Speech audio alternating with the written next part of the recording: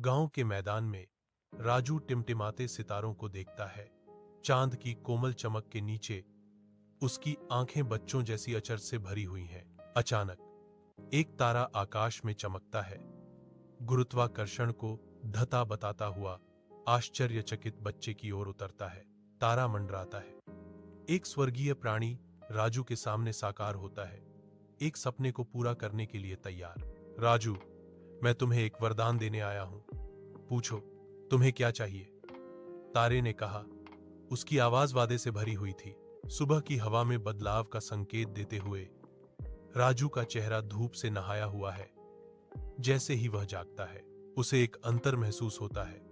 एक अनकही तनाव हवा में लटका हुआ है।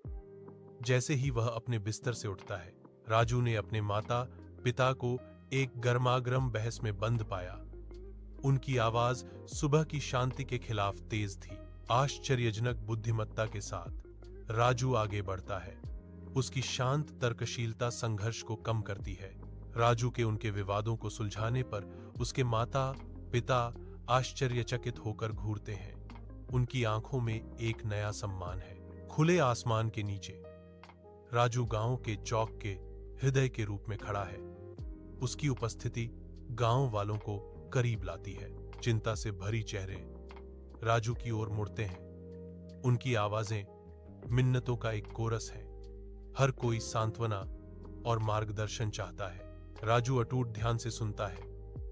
उसकी आंखों में उनके बोझ का भार झलकता है। उसका मन समाधान खोज रहा है। ज्ञान ही असली जादू है, राजू घोषणा करता है। उसके शब्द चौक में गूंजते हैं, आशा प्रदान करते हैं। गांव वालों की आंखों में एक नया सम्मान खिलता है। राजू के प्रति उनकी प्रशंसा हर साझा ज्ञान के साथ मजबूत होती जाती है।